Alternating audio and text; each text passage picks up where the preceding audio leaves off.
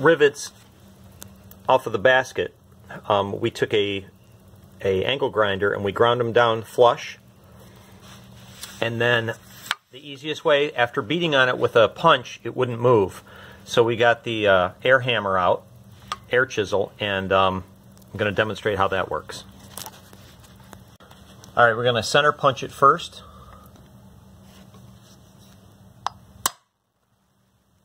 Just like that. Alright. Go ahead.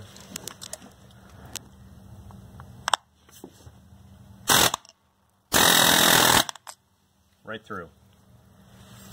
Beautiful. Thanks for watching.